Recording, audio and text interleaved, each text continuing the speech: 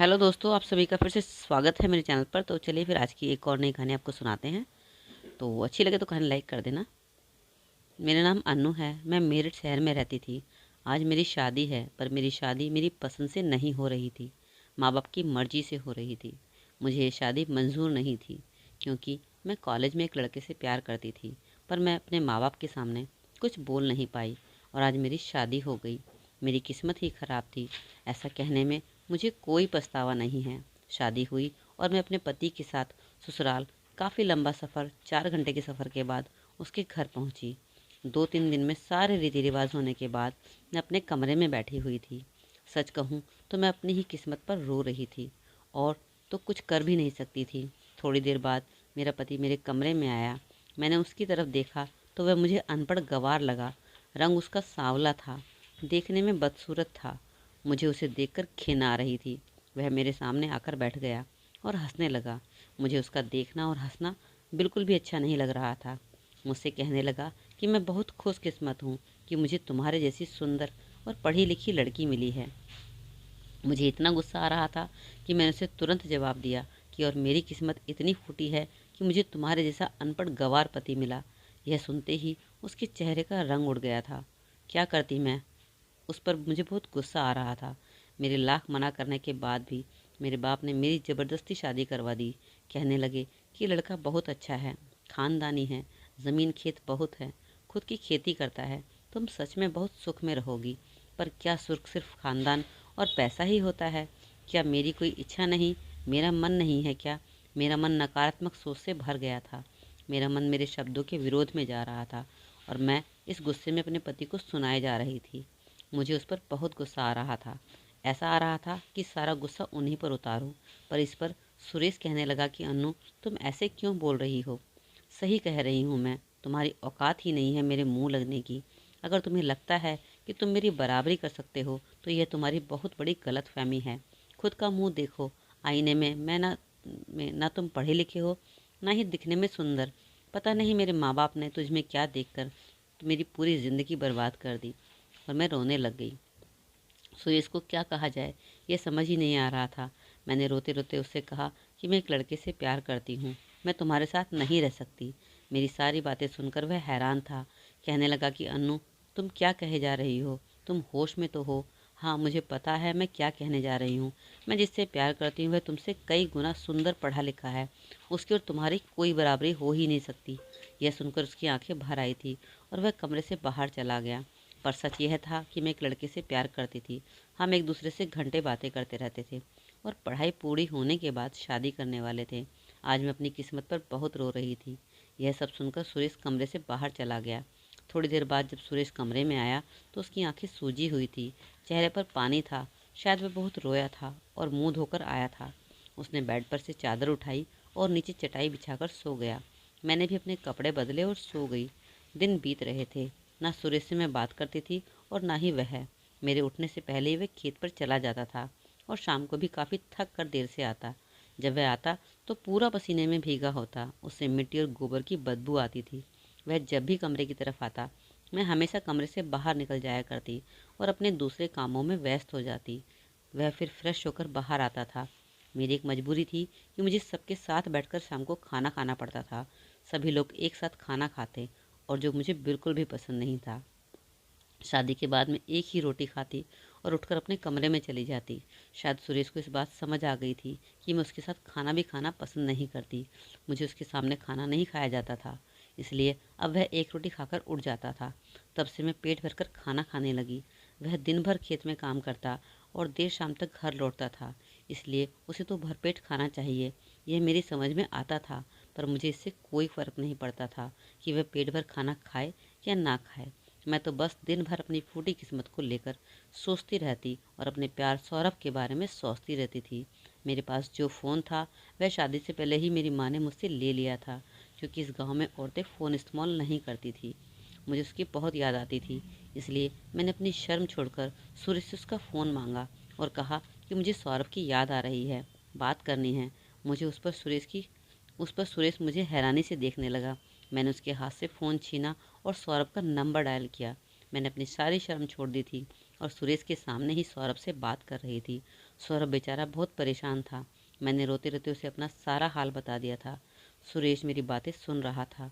उसने मुझे कुछ ना कहा और अपनी चटाई और चादर उठाकर फर्श पर सो गया। अब मैं रोज़ ही ऐसा करने लगी थी। मैं रोज़ सौरभ के साथ सुरेश के फ़ोन से बात करती थी और उस समय सुरेश मेरे सामने ही होता था। सौरभ अब भी मुझसे शादी करने के लिए तैयार था। एक दिन फ़ोन में नेटवर्क नहीं थे, इसलिए मैं बात करते करते बाहर आ गई थी। घर के सभी लोग सो गए थे। सुरेश भी सो गया था। मैं बात कर रही थी कि इतने में मेरे जेठ आ गए और मुझसे मेरा फ़ोन छीन लिया और कहने लगे कि तुम्हें शर्म भी है या नहीं? पति के होते हुए भी तुम पराये मर्द से रिश्ता रख रही हो। थोड़ी भी शर्म नहीं आती क्या तुम्हें? मेरे जेठ ने शायद सब सुन लिया था। मुझ पर जोर जोर से चिल्लाए जा रहे थे। धीरे धीरे सभी कमरे से बाहर आ गए थे और सुरेश भी आंखें मलते बाहर आया और कहने लगा, क्या हुआ? क्यों चिल्लाए जा रहे हो? उस पर मेरे जेठ ने सब कुछ साफ साफ सभी को बता दिया था। सब मेरी तरफ देखे जा रहे थे और मैं बहुत घबरा गई थी। पर बाद में खुशी भी हुई कि चलो अच्छा है, अब सबको पता ही चल गया है तो यह मुझे मेरे मायके भेज देंगे और पापा भी मुझसे परेशान होकर सौरभ से मेरी शादी करवा देंगे। लेकिन ऐसा कुछ भी नहीं हुआ। सुरेश तुरंत ही मेरी तरफदारी करके कहने लगा कि मुझे अपनी पत्नी पर पूरा भरोसा है। वह अपनी सहेली से ही बात कर रही होगी। उसने पहले ही मुझे सब कुछ बता दिया था। ऐसा कहकर उसने सबको चुप कर दिया था। हर कोई अपने अपने कमरे में चला गया था। सुरेश भी कमरे में चला गया था, पर मुझे उस पर गुस्सा आ रहा था। मैं गुस्से में ही उसके पीछे चली गई और गुस्से से उसे कहा कि क्या ज़रूरत थी बड़प्पन दिखाने की। अगर सभी को सच पता चल जाता तो अच्छा ही होता ना। कम से कम मैं अपने मायके चली जाती और मम्मी पापा के पास कोई चारा नहीं होता और मेरी शादी सौरभ से करा देते। तुम मुझे छोड़ क्यों नहीं देते? तब वह बोला कि अगर मैं तुम्हें छोड़ भी दूँ तब भी तुम पर मैं आरोप सहन नहीं कर सकता। तुम्हारे मम्मी पापा की इज्जत मेरी इज्जत है। अगर वह लड़का मान सम्मान के साथ तुम्हें स्वीकार करने के लिए राज़ी हो तो मैं खुद तुम्हें उसके घर 2-4 दिन में ले चलूँगा। मैं तुम्हारे सारे इल्ज़ाम अपने ऊपर ले लूँगा और तुम्हें तुम्हारे घर छोड़कर तुम्हें तलाक के कागजात भी भिजवा दूँगा। बाद में तुम मुझसे शादी कर लेना और अपनी ज़िंदगी में खुश रहना। यह सब सुनकर मुझे बहुत खुशी हुई। पहली बार मेरे मन में उसके लिए सहानुभूति जागी थी।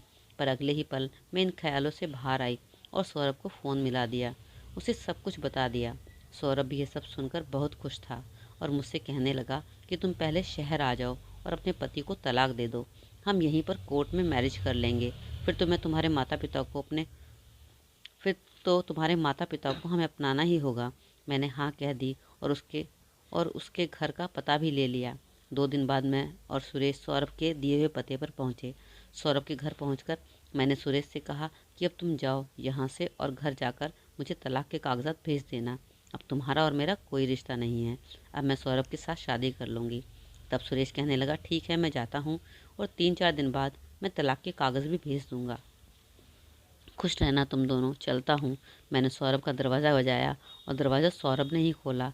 घर में कोई भी नहीं था, पर उसने तो कहा था कि वह सभी एक साथ रहते हैं और शादी के लिए सभी राज़ी भी हो गए हैं। तब मैंने उससे पूछा तो कहने लगा कि सभी गांव गए हुए हैं। बाद में हमने बहुत सारी बातें की और फिर हमने सेल्फी भी ली और उसने वह किसी को भेज भी दी थी। मैंने पूछा तो कहने लगा कि घर वालों को तुम्हारा फ़ोटो भेजा है और वह वॉशरूम में चला गया। उसका फ़ोन वहीं टेबल पर रखा हुआ था और उस पर मैसेज बेल आई, इसलिए मैंने उस फ़ोन को उठाया और देखा तो उसमें लिखा था कि माल अच्छा है, कितने में पड़ेगा? मैं सिर्फ 2 लाख ही दूंगा। यह पढ़कर तो मेरे पैरों तले ज़मीन ही खिसक गई। मैं बहुत डर गई। डर कर काम चलने वाला नहीं था। मैं वैसे ही नॉर्मल होकर बैठ गई। फिर हमने थोड़ी बातें की। फिर वह मुझे वहीं बिठाकर किसी काम से बाहर चला गया। मैंने तुरंत अपना बैग उठाया और वहाँ से निकल पड़ी। मम्मी पापा के पास तो जा नहीं सकती थी, इसलिए मैं सुरेश के पास मतलब अपने ससुराल पहुँची। मुझे देखकर सुरेश हैरान सा था। कहने लगा, अब क्यों आई हो? कहा था ना कि मैं 3-4 दिन में तलाक के कागजात भेज दूंगा। मैंने रोते हुए उसे सारी बात बताई कि सब सुनकर वह कुछ नहीं बोला और चुप रहा। आज उसके सामने मुझे अपराधी जैसा महसूस हो रहा था। रात में मैं हर रोज़ की तरह उसने चटाई और चादर उठाई और नीचे बिस्तर बिछाने लगा। आज रात भर मुझे नींद नहीं आई। मैं बस रोई जा रही थी। मैंने सुरेश के साथ कितना बुरा व्यवहार किया, बस वही सब आंखों के सामने आ रहा था। थोड़ी देर बाद सौरभ का फ़ोन आया, पर मैंने उसका फ़ोन भी नहीं उठाया और उसे ब्लॉक कर दिया। सुबह हुई तो देखा सुरेश कमरे में नहीं था। मुझे उससे अपने किए की माफ़ी मांगनी थी और उसे पति के रूप में स्वीकार करना था, क्योंकि मुझे पता चल गया था कि उसके जैसा प्यार और मेरी चिंता कोई भी नहीं कर सकता। मुझे समझ आ गया था कि इंसान की असली सुंदरता उसके बोलने, उसके व्यवहार से पता चलती है। न कि सिर्फ सुंदर दिखने से। और सच में मेरा सुरेश मन से बहुत सुंदर था। अब मैं उससे प्यार करने लगी थी और उसकी राह देख रही थी। शाम को जब वह घर आया तो मैंने उससे माफ़ी मांगी और बहुत रोई, पर वह एक शब्द नहीं बोला। उसने मुझे कुछ कागजात दिए, बोला कि कुछ पेपर्स हैं, पढ़कर साइन कर देना। मैंने कहा कि मुझे तलाक नहीं चाहिए, मुझे अपनी गलती महसूस हो गई है और इसके लिए मैं तुमसे माफ़ी मांगती हूँ। मैं प्यार करने लगी हूँ तुमसे, मुझे हमेशा के लिए तुम्हारे साथ ही रहना है। सुरेश कुछ नहीं बोला और चुपचाप वहाँ से चला गया। मैं फूट फूट कर रो रही थी और सोचा कि रात में जब सुरेश कमरे में आएगा तब उससे माफ़ी मांगूंगी और वह ज़रूर मुझे माफ़ कर देगा। रात में वह जब कमरे में आया तो वह चादर और चटाई लेकर सोने चला, पर मैंने उसे वहीं रोका और उसके पैर पकड़ लिए और फिर से उससे माफ़ी मांगने लगी। तब वह कहने लगा, अगर तुमने ये पेपर्स पढ़े होते तो ऐसा नहीं कहती। उसने पेपर्स उठाए और मुझे दिखाए। वह पेपर्स दरअसल ज़मीन के थे। उसने अपनी ज़मीन मेरे और अपनी माँ के नाम कर दी थी। मुझे समझ नहीं आ रहा था कि एक इंसान इतना अच्छा कैसे हो सकता है, पर मैं यह भी सोचे जा रही थी कि आखिर यह मेरे नाम पर ज़मीन क्यों कर रहा है। जब मैंने इस सब के बारे में पूछा तो वह कहने लगा कि 2-3 दिन के लिए मुझे शहर जा रहा हूँ, आकर फिर तुम्हें सब कुछ बताता हूँ। उसने उन पेपर पर मेरी साइन ली और सुबह शहर के लिए निकल दिया। मैंने 2-3 दिन सुरेश की राह देखी, पर वह नहीं आया। आखिर में 5 दिन बाद उसका शरीर उसका एक दोस्त लेकर आया। घर में चीख पुकार मच गई। यह देखकर तो मैं बेहोश हो गई, लेकिन मुझसे यह सहन नहीं हो सका। जब मुझे होश आया तो मैं ज़ोर ज़ोर से रोने लगी। तब उसका दोस्त बताने लगा कि उसे कैंसर हो गया था। कुछ दिनों से कुछ उसके दिमाग में चल रहा था। वह परेशान दिख रहा था, पर उसने कुछ नहीं बताया। वह अंदर ही अंदर घुट रहा था और इस दौरान पता चला कि उसे कैंसर हो गया है और आज वह हमें हमेशा के लिए छोड़कर चला गया। यह सुनते ही मैं ज़ोर ज़ोर से रोने लगी। मुझे लगने लगा था कि यह सब मेरी वजह से हुआ था। मैं इन सब के लिए ज़िम्मेदार हूँ। एक हफ्ते बाद मेरी सास ने मुझे चिट्ठी दी और कहने लगी कि सुरेश के दोस्त ने दी है। उसे सुरेश ने कहा था तुम्हें देने के लिए। मैंने अपनी सास से पूछा कि सुरेश को तो पढ़ना लिखना आता ही नहीं था, फिर उसने चिट्ठी कैसे लिखी। तब सास कहने लगी कि तुझे किसने कहा कि सुरेश पढ़ा लिखा नहीं था, वह MBA पास था। आगे मैंने उससे कुछ नहीं कहा, क्योंकि सुरेश को जानने की कोशिश मैंने कभी की ही नहीं थी। मैं बिना कुछ कहे वहाँ से अपने कमरे में आ गई। उस चिट्ठी में लिखा था कि अन्नू, शादी के दिन जब मैंने तुम्हें दुल्हन के जोड़े में देखा था तो मैं तुम्हें देखते ही रह गया था। तुम बहुत सुंदर लग रही थी। उसी वक्त मैं तुम्हारे प्यार में पड़ गया। और हाँ, मैं पढ़ा लिखा हूँ। मैंने शहर से MBA किया था, पर पापा ने मुझसे वचन लिया था कि मैं उनकी ज़मीन को कभी बंजर नहीं रहने दूंगा। मुझे जॉब करने की इच्छा थी। पापा की इच्छा के आगे मैंने अपने सपनों को दरकिरार कर दिया। पर जब शादी की रात तुमने मुझसे कहा कि तुम किसी और लड़की से प्यार करती हो तो मैं अंदर से टूट गया था। मैं कभी रोया नहीं था, पर जब तुम मेरे फ़ोन से मेरे सामने किसी और लड़के से ऐसे बात करती जिस पर सिर्फ पति होने के नाते मेरा अधिकार था, तो मैं खेत पर जाकर रोता था। और इस वजह से यही सब सोचते सोचते मुझे कब और कैसे कैंसर हो गया पता ही नहीं चला। जब मुझे पता चला तो मैंने तुरंत तुम्हारे ज़मीन नाम कर दी, ताकि तुम्हें कोई परेशानी ना हो। और हाँ, अब तुम आज़ाद हो, तुम चाहो जिससे शादी कर सकती हो। यह सब पढ़ते ही मैं ज़ोर ज़ोर से रोने लगी। आज मेरी उम्र 40 साल हो गई है। आज भी मैं उसी यादों के सहारे और सुरेश की विधवा के नाम से जी रही हूँ। मैं उनसे बहुत प्यार करती हूँ और बस अभी भी उनकी चिट्ठी ही पढ़कर रखी है। साथियों, सुंदर चेहरा देखने से अच्छा लगता है कि हम सुंदर मन पहचानें, उसको सीखें। असली सुंदरता बाहर से ना होकर दिल से होती है, नहीं तो सुंदर चेहरे के पीछे ज़िंदगी भर पछताना पड़ता है। तो दोस्तों, कहानी कैसी लगी ज़रूर एक कमेंट सेक्शन में कमेंट छोड़िएगा, और अच्छी लगे तो लाइक कर दीजिए, और चैनल पर पहली बार आए तो चैनल को सब्सक्राइब जरूर कर दीजिएगा। तो मिलते हैं एक नई कहानी के साथ। अपना सपोर्ट बनाए रखिए। Take care, bye bye.